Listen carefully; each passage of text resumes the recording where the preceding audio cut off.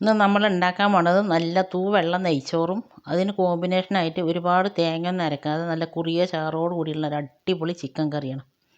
കല്യാണ വീട്ടിലൊക്കെ പോയിട്ടുണ്ടെങ്കിൽ നല്ല മണമണാന്നുള്ള കിട്ടുന്ന നെയ്ച്ചോറ് ഉണ്ടാവില്ലേ, അതേപോലത്തെ നെയ്ച്ചോറാണ് ഉണ്ടാക്കുന്നത്. അപ്പോൾ അതിന് ടേസ്റ്റ് കൂടാനും മണം കിട്ടാനൊക്കെ ഉള്ള ടിപ്സുകളൊക്കെ ഞാൻ അതിൽ പറയുന്നുണ്ട്. വീഡിയോ മുഴുവനായിട്ട് സ്കിപ്പ് ചെയ്യാതെ ഒന്ന് കാണുക നിങ്ങൾ. വീഡിയോ ഇഷ്ടമായി എല്ലാവരും ലൈക്ക് ചെയ്യാനൊന്നും മറന്നു പോകരുത്. അപ്പോൾ ഇതെങ്ങനെ ഉണ്ടാക്കുന്നത് കണ്ടു നോക്കിയാലോ. Welcome back to our channel. നമ്മുടെ പുതിയൊരു വീഡിയോയിലേക്ക് എൻ്റെ എല്ലാ കൂട്ടുകാർക്കും സ്വാഗതം. നമ്മൾ ചിക്കൻ കറി വെക്കുന്നത് കുക്കറിലാണ്. അപ്പോൾ ഞാനൊരു കുക്കർ അടുപ്പിൽ വെച്ചിട്ടുണ്ട്. കുക്കർ അടുപ്പിൽ വെച്ച് ചൂടായതിന് ശേഷം ഞാനതിലേക്ക് എണ്ണ ഒഴിച്ച് കൊടുക്കുന്നുണ്ട്. ഏത് എണ്ണ വേണമെങ്കിലും ഒഴിച്ച് കൊടുക്കുക. ഓയിലോ വെളിച്ചെണ്ണയോ ഒക്കെ ഒഴിച്ച് കൊടുക്കുക. എണ്ണ നല്ലപോലെ ചൂടായതിന് ശേഷം ഞാൻ അതിലേക്ക് ഒരു 1/4 ടീസ്പൂൺ ഉലുവ ഇട്ട് കൊടുക്കുന്നുണ്ട്. ഉലുവ പൊട്ടി വന്നതിന് ശേഷം അതിലേക്ക് ഒരു തുണ്ട് പട്ട, 3 ഏലക്ക, 3 ഗ്രാമ്പു, ഒരു തുണ്ട് കൽപ്പാസി. ഇത് തമിഴ്നാട്ടിലത്തെ ഭക്ഷണത്തിനൊക്കെ ഇടുന്നതാണ് കേട്ടോ. മെയിൻ സാധനം ഇതാണ്. അതിൻ്റെ നല്ല ഫ്ലേവറും ഉണ്ടാവും. ഉണ്ടെങ്കിൽ ഇട്ട് കൊടുത്താൽ മതി, ഇല്ലെങ്കിൽ ഇട്ട് കൊടുക്കണ്ട. ഞാൻ എൻ്റെ കയ്യിലുള്ള കാരണം കൊണ്ട് ഇട്ട് കൊടുത്തതാണ്. അതിൻ്റെയൊക്കെ ഒരു ഫ്ലേവർ വന്ന സമയത്ത് ഞാൻ ഇതിലേക്ക് വലിയ ഉള്ളിയാണ്, മീഡിയം സൈസാണെങ്കിൽ 2 ഇട്ട് കൊടുത്താൽ മതി. വലിയ ഉള്ളി ഇട്ടിട്ട് നല്ലപോലെ ഒന്ന് വഴറ്റിയതിന് ശേഷം അതിലേക്ക് ഒരു 5-6 വെളുത്തുള്ളി ഇട്ടിട്ട് നല്ലപോലെ ഒന്ന് വഴറ്റിക്കൊടുക്കും. വെളുത്തുള്ളി ചതച്ചിട്ടാണ് ഇട്ട് കൊടുക്കുന്നത്. ഒരു 6 വെളുത്തുള്ളി നല്ലപോലെ ഇടികല്ലിലിട്ട് ചതച്ചിട്ടാണ് ഞാൻ ഇട്ട് കൊടുക്കുന്നത്. വെളുത്തുള്ളി എണ്ണയിലിട്ട് കൊടുക്കുമ്പോൾ നല്ലൊരു ഫ്ലേവർ ഉണ്ടാകും നമ്മുടെ കറിക്ക്. അതിന് ശേഷം അതിലേക്ക് ഒരു 2 ടീസ്പൂൺ ഇഞ്ചി വെളുത്തുള്ളിൻ്റെയും പേസ്റ്റാണ് ഇട്ട് കൊടുക്കുന്നത്. അതിൻ്റെ പച്ചമണം മാറുന്ന വരെ നല്ലപോലെ വഴറ്റി കൊടുക്കുക. അതിൻ്റെ പച്ചമണമൊക്കെ മാറിയതിന് ശേഷം ഒരു ടേബിൾ സ്പൂൺ മുളക് പൊടി ഞാൻ എണ്ണയിലിട്ട് കൊടുക്കുക. എണ്ണയിലിട്ട് കൊടുക്കുമ്പോൾ നമ്മുടെ കറിക്ക് നല്ലൊരു കളറും ഉണ്ടാവും. ആ എണ്ണയിൽ മുളക് പൊടി മൊരിയുമ്പോൾ ഒരു ഫ്ലേവറും ഉണ്ടാവും. അപ്പോൾ അത് മുളക് പൊടിൻ്റെ ഒക്കെ പച്ചമണം മാറിയിട്ടുണ്ട്. ഇനി നമുക്ക് ഇതിലേക്ക് വേണ്ട പൊടികൾ ഇട്ട് കൊടുക്കുക. അതിലേക്ക് ഞാൻ 1/4 ടേബിൾ സ്പൂണ് മല്ലിപ്പൊടിയും 1/2 ടീസ്പൂണും കൂടി മുളക് പൊടി ഇട്ട് കൊടുക്കുന്നുണ്ട്. പിന്നെ ഒരു കാൽ സ്പൂണ് മഞ്ഞൾപ്പൊടി ഇട്ട് കൊടുക്കുക. മഞ്ഞൾപ്പൊടി ഒരുപാട് വേണ്ട നമ്മുടെ ചിക്കൻ കറിക്ക്. ഇതിൻ്റെയും പച്ചമണം മാറുന്ന വരെ ഒന്ന് വഴറ്റി കൊടുക്കുക. അപ്പോൾ അതിൻ്റെയൊക്കെ നല്ലപോലെ പച്ചമണം മാറിയിട്ടുണ്ട്. ആ സമയം കൂടി ഞാനിതാ ചിക്കനൊക്കെ കഴുകി വെള്ളം വാരാൻ വേണ്ടി മാറ്റി വെച്ചിട്ടുണ്ടായിരുന്നു. വെള്ളം വാർന്ന ചിക്കനെ ഞാനിതൊരു പാത്രത്തിലേക്ക് എടുത്ത് വെച്ചിട്ടുണ്ട്. അപ്പോൾ നമ്മളിട്ട എല്ലാ സാധനത്തിൻ്റെയും പച്ചമുളകൊക്കെ മാറി എണ്ണയൊക്കെ തെളിഞ്ഞ് വന്ന സമയത്ത് ചിക്കൻ ഇട്ട് കൊടുക്കുക. ചിക്കൻ ഇട്ട് കൊടുത്തിട്ട് നല്ലപോലെ തന്നെ ഹൈ ഫ്ലെയിമിലിട്ടിട്ട് ഞാനിതൊന്ന് വഴറ്റിയെടുക്കുന്നുണ്ട്. നമ്മൾ ഈ ചിക്കൻ്റെ റോസ് കളർ മാറിയിട്ടൊന്ന് വെള്ള കളറാകണം, അതുവരെ ഒന്ന് വഴറ്റി കൊടുക്കുക. ഈ സമയം നിങ്ങൾക്ക് എൻ്റെ വീഡിയോ കണ്ടിട്ട് ഇഷ്ടമാകുകയാണെങ്കിൽ വീഡിയോയ്ക്ക് എല്ലാവരും ലൈക്ക് ചെയ്യാനും സബ്സ്ക്രൈബ് ചെയ്യാതെ കാണുന്ന പുതിയ കൂട്ടുകാരുടെ ഒന്ന് സബ്സ്ക്രൈബും കൂടി ചെയ്ത് സപ്പോർട്ട് ചെയ്യാനൊന്നും മറന്നു പോകരുത്. അപ്പോൾ അത് ചിക്കനൊക്കെ നല്ലപോലെ വെള്ള കളറായി വന്നിട്ടുണ്ട്. അതിന് ശേഷം ഞാൻ അതിലേക്ക് വലിയ ഒരു തക്കാളി, മീഡിയം സൈസാണെങ്കിൽ 2 തക്കാളി എടുക്കുക. ഞാനത് വലിയ ഒരു തക്കാളിയാണ്. അപ്പോൾ അതുകൊണ്ട് ആ തക്കാളി വെള്ളം കൂട്ടാണ്ട് മിക്സിയിൽ അരച്ചെടുത്തതാണ്. ചിക്കൻ ഇട്ട് നല്ലപോലെ വഴറ്റിയതിന് ശേഷം മാത്രം തക്കാളി ഒഴിക്കുക. തക്കാളി ഒഴിച്ചിട്ട് നല്ലപോലെ ഒന്ന് വഴറ്റി കൊടുക്കുക. പിന്നെ നമ്മളിതിലേക്ക് ആവശ്യമായിട്ടുള്ള ഉപ്പ് ഇട്ട് കൊടുത്തിട്ടുണ്ട്. അപ്പോൾ ആ ചിക്കനൊക്കെ നല്ലപോലെ വെള്ളമൊക്കെ ഒന്ന് വരാൻ തുടങ്ങിയിട്ടുണ്ട്. ചിക്കനിലുള്ള വെള്ളം ഇറങ്ങിയിരിക്കണത്. അതിന് ശേഷം ഞാൻ അതിലേക്ക് ചാറിന് ആവശ്യമായിട്ടുള്ള വെള്ളം ഒഴിച്ച് കൊടുക്കുന്നുണ്ട്. വെള്ളം ഒഴിച്ച് കൊടുക്കുന്ന വെള്ളം ചുടുവെള്ളമാണ് ഒഴിച്ച് കൊടുക്കുന്നത്, പച്ചവെള്ളം ഒഴിച്ച് കൊടുക്കരുത്. വെള്ളം ഒഴിച്ച് കൊടുത്തതിന് ശേഷം ഞാനിതൊക്കെ ഒന്ന് കുക്കർ മൂടി വെക്കുന്നുണ്ട്. നല്ലപോലെ തിള വന്നിട്ടുണ്ട്. ആ സമയത്ത് ഞാനിത് കുക്കറൊന്ന് അടച്ച് വെച്ച് നമുക്ക് ഒരു വിസിലടിപ്പിക്കാം. അതൊരു വിസിലടിച്ചതിന് ശേഷം ഞാൻ ഫ്ലെയിം ഓഫാക്കിയിട്ടുണ്ട്. ഇനി നമുക്ക് അതിലേക്ക് വേണ്ട ഒരു അരപ്പുണ്ടാക്കാം. അതിലേക്ക് ഞാൻ 2 ടേബിൾ സ്പൂൺ തേങ്ങ എടുത്തിട്ടുണ്ട്. ഒരുപാട് തേങ്ങ വേണ്ട, 2 ടേബിൾ സ്പൂൺ മാത്രം മതി കേട്ടോ. നിങ്ങൾ എത്ര ചാറ് വെക്കണമെന്ന് വെച്ചാൽ അതിനനുസരിച്ചിട്ട് എടുക്കുക. പിന്നെ ഞാനത് മുഴുവനായിട്ടുള്ള അണ്ടിപ്പരിപ്പാണ്, ഒരു 5 എടുത്തിട്ടുണ്ടായിരുന്നു. അതിന് പൊളിച്ചതാണ് കേട്ടോ. 5 അണ്ടിപ്പരിപ്പ് എടുത്ത് നല്ലപോലെ വെള്ളത്തിലിട്ട് കുതിർത്തിയതിന് ശേഷം ഒരു തുണ്ട് പട്ട, 2 ഏലക്ക, 2 ഗ്രാമ്പു ഇട്ട് നല്ലപോലെ ഫൈൻ പേസ്റ്റ് ആക്കിയിട്ട് ഒരുപാട് വെള്ളമൊന്നും കൂടാണ്ട് അരച്ചെടുത്തിട്ടുണ്ട്. ഇനി അതവിടെ മാറ്റി വെച്ചിട്ടുണ്ട്. നമുക്ക് ഇതിലേക്ക് ഒരുപാട് തേങ്ങൻ്റെ ഒന്നും ആവശ്യമില്ല കേട്ടോ. നല്ല ടേസ്റ്റാണ്, നല്ല കുറുകിയ കിട്ടുകയും ചെയ്യും നമ്മൾ ഈ അണ്ടിപ്പരിപ്പ് ചേർത്തണം കൊണ്ട്. അണ്ടിപ്പരിപ്പ് ഇല്ലയെന്നുണ്ടെങ്കിൽ പിന്നെ നിലക്കടല ചേർത്തിയാലും മതി, ഇല്ലെങ്കിൽ കസുകസ് ചേർത്തിയാലും മതി 1 ടീസ്പൂണ്. അപ്പോൾ അണ്ടിപ്പരിപ്പൊക്കെ എല്ലാവരുടെ അടുത്തും ഉണ്ടാകുമല്ലോ വേണ്ട, ഞാനൊരു 5-6 അണ്ടിപ്പരിപ്പ് എടുത്തത്. അതിന് ശേഷം ഇതാ കുക്കർ എയറൊക്കെ പോയതിന് ശേഷം ഞാൻ തുറന്നിട്ടുണ്ട്. തുറന്നതിന് ശേഷം പിന്നെ ഫ്ലെയിം ഓണാക്കി അത് നല്ലപോലെ തിള വരുന്നുണ്ട്. തിള വന്നതിന് ശേഷം ഞാൻ അതിലേക്ക് പച്ചമുളകും കറിവേപ്പിലയും ഇട്ട് കൊടുക്കുന്നുണ്ട്. പച്ചമുളക് നമ്മൾ ഈ സമയത്ത് ഇട്ട് കൊടുക്കുമ്പോൾ നല്ലൊരു ഫ്ലേവറും ഉണ്ടാവും. പിന്നെ നമ്മൾ അരച്ച് വെച്ച തേങ്ങ ഒഴിച്ച് കൊടുക്കുന്നുണ്ട്. തേങ്ങ ഒഴിച്ച് കൊടുത്തിട്ട് നല്ലപോലെ ഇളക്കി കൊടുക്കുക.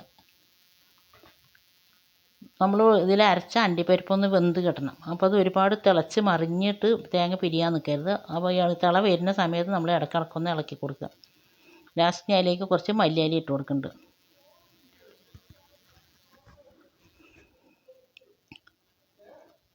ഉപ്പുണ്ടോ മുളകുണ്ടോ എന്നൊക്കെ നോക്കുക, ചെക്ക് ചെയ്യുക. എന്നിട്ട് നമ്മൾ ഇനി ഇതിലേക്ക് ലാസ്റ്റ് കുറച്ച് കുരുമുളകിൻ്റെ പൊടി ഇട്ട് കൊടുക്കുന്നുണ്ട്. ഇനി നിങ്ങൾക്ക് ഇതിലേക്ക് വേണമെങ്കിൽ ഒരു താളിപ്പൊക്കെ ഒഴിച്ച് കൊടുക്കാം. അപ്പോൾ ഞാനിതിലേക്ക് താളിപ്പൊന്നും ഒഴിച്ച് കൊടുക്കുന്നില്ല കേട്ടോ. ഇതന്നെ ഇപ്പം തന്നെ നല്ല ഫ്ലേവറും ഉണ്ട്, നല്ല ടേസ്റ്റും ഉണ്ടായിരുന്നു.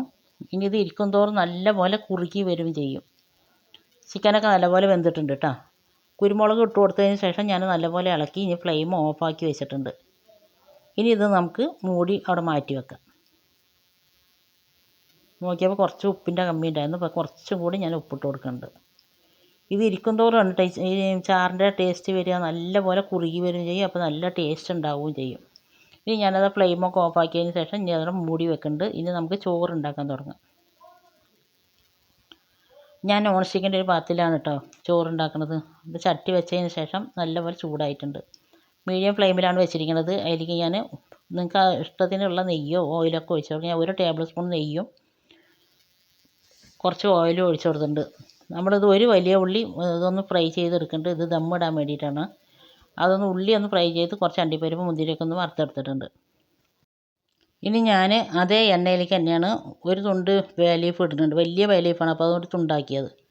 പിന്നെ 4 ഗ്രാമ്പു ഇട്ട് കൊടുക്കുന്നുണ്ട്. അതുപോലെ തന്നെ 4 ഏലക്ക ഇട്ട് കൊടുക്കുന്നുണ്ട്. ഞാൻ 4 ഗ്ലാസ് അരിയും കൊണ്ടാണ് വെക്കുന്നത്. പിന്നെ അതിലേക്ക് 2 തുണ്ട് പട്ട ഇട്ട് കൊടുക്കുന്നുണ്ട്. നമ്മൾ ഇട്ട് കൊടുത്ത എല്ലാ സാധനവും നല്ലപോലെ പൊട്ടി ഒന്ന് ഫ്ലേവർ വരുന്ന സമയത്ത് ഞാനിതിലേക്ക് ഒരു വലിയ ഉള്ളിൻ്റെ പകുതി ഇട്ട് കൊടുക്കുന്നുണ്ട്. മീഡിയം സൈസ് വലിയ ഉള്ളിയാണ് കേട്ടോ. അതിൻ്റെ പകുതി ഇട്ട് കൊടുത്ത് അതൊന്ന് വഴറ്റിയെടുക്കുക. അതിൻ്റെ ഒന്ന് കളറൊന്ന് വ്യത്യാസം വന്നാൽ മതി. ഒരുപാട് കളറ് ബ്രൗൺ കളറായിട്ടെന്ന് പറഞ്ഞാൽ നമ്മുടെ ചോറ് കളർ മാറുള്ളൂ. അപ്പോൾ അതുകൊണ്ട് ഒരുപാട് ബ്രൗൺ കളർ ആകരുത്. പിന്നെ അതിലേക്ക് ഒരു 5-6 വെളുത്തുള്ളി ഞാൻ ചതച്ചിട്ട് എണ്ണയിലിട്ട് കൊടുത്തിട്ടുണ്ട്. അപ്പോൾ നമ്മുടെ ചോറിന് നല്ലൊരു ഫ്ലേവർ ഉണ്ടാകും, നെയ്ച്ചോറിന്. അതിന് വേണ്ടിയിട്ടാണ് എണ്ണയിൽ വെളുത്തുള്ളി ചതച്ചിട്ട് കൊടുക്കുന്നത്.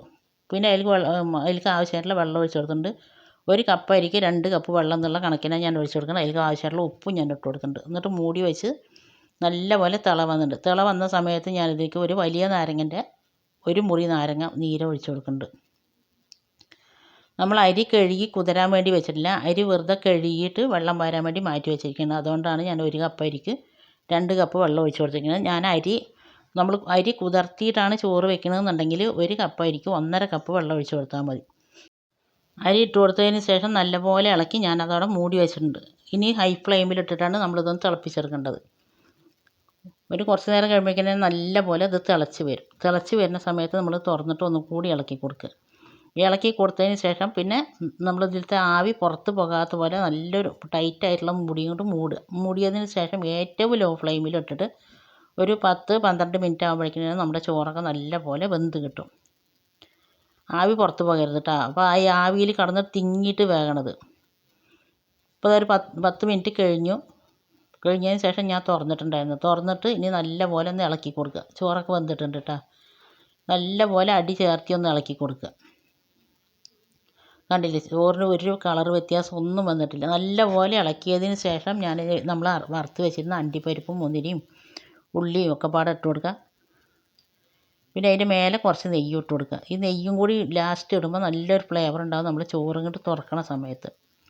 എൻ്റെ വീഡിയോ കണ്ടിട്ട് എന്നെ സപ്പോർട്ട് ചെയ്യണ എൻ്റെ എല്ലാ കൂട്ടുകാരനെ കൊണ്ട് ഒരുപാട് നന്ദിയുണ്ട്. തുടർന്ന് നിങ്ങളുടെ സപ്പോർട്ട് ഉണ്ടാകണം. ഇതേപോലെ നിങ്ങൾ നെയ്ച്ചോറ് വെച്ചിട്ടില്ലെങ്കിൽ ഒന്ന് വെച്ച് നോക്കട്ടെ. ഇനി നമ്മൾ തീ കത്തിക്കണമൊന്നുമില്ല. ഉള്ളി ഇതൊക്കെ ഇട്ടതിന് ശേഷം വെറുതെ അടച്ച് വെച്ചതാണ് കേട്ടോ. ഞാൻ ഫ്ലെയിം നേരത്തെ തന്നെ നമ്മൾ ഓഫാക്കിയതിന് ശേഷമാണ് ഇളക്കിയിട്ട് അണ്ടിപ്പരിപ്പ് വറുത്ത് വെച്ച അണ്ടിപ്പരിപ്പ് മുന്തിരിയൊക്കെ ഇട്ട് കൊടുത്തത്. ഇത് ഈ ചൂടോടൊക്കെ ആയിട്ടാണ് കേട്ടോ. അങ്ങനെ ഒന്ന് ചൂടാറിയതിന് ശേഷം മാത്രം വിളമ്പ്. അപ്പോൾ നമ്മുടെ ചോറ് നല്ല കുലേനുണ്ടാവും. ഈ റെസിപ്പി നിങ്ങൾക്ക് ഇഷ്ടമായി നിങ്ങളെല്ലാവരും ഇതേപോലെ ഒന്ന് ഉണ്ടാക്കി നോക്കുന്നുണ്ടെങ്കിൽ ഇതിൻ്റെ ഫീഡ്ബാക്ക് എന്തായാലും താഴെ കമൻറ്റ് ബോക്സിൽ അറിയിപ്പിക്കുക. നിങ്ങളുടെ ഫ്രണ്ട്സ് ആൻഡ് ഫാമിലി ഗ്രൂപ്പിലേക്ക് ഒന്ന് ഷെയർ ചെയ്ത് കൊടുത്തും കൂടി നമ്മളൊന്ന് സപ്പോർട്ട് ചെയ്യുക. സബ്സ്ക്രൈബ് ചെയ്യാതെ ഏതെങ്കിലും പുതിയ കൂട്ടുകാർ കാണുന്നുണ്ടെങ്കിൽ ഒന്ന് സബ്സ്ക്രൈബ് ചെയ്ത് സപ്പോർട്ട് ചെയ്യുക. വീഡിയോ ഇഷ്ടമായി എല്ലാവരും ലൈക്ക് ചെയ്യാനും ഷെയർ ചെയ്യാനും വിലയേറിയ അഭിപ്രായങ്ങൾ താഴെ കമൻറ്റ് ബോക്സിൽ അറിയിപ്പിക്കാനും ഒന്നും മറന്നു പോയത്. അപ്പോൾ ഇനി അടുത്ത നല്ലൊരു വീഡിയോ ആയിട്ട് വരുന്നവരെല്ലാവരെ കൊണ്ട് ഒരിക്കൽ കൂടി താങ്ക് യു, ബൈ. അല്ല, ചോറൊന്ന് ചൂടാറുന്ന സമയത്ത് നമ്മുടെ ചോറ് നല്ല കുലേനുണ്ടാവും കേട്ടോ. ഇതിൻ്റെ മുമ്പ് നമ്മൾ ഇട്ടിരുന്ന എല്ലാ വീഡിയോയും നിങ്ങൾ ഒരുപാട് പേര് കണ്ട് നല്ല സപ്പോർട്ട് തന്നിട്ടുണ്ട്. അതിന് ഒരുപാട് നന്ദിയുണ്ട്. തുടർന്ന് നിങ്ങളുടെ സപ്പോർട്ട് ഉണ്ടാവണം. അപ്പോൾ ഓക്കെ, താങ്ക് യു.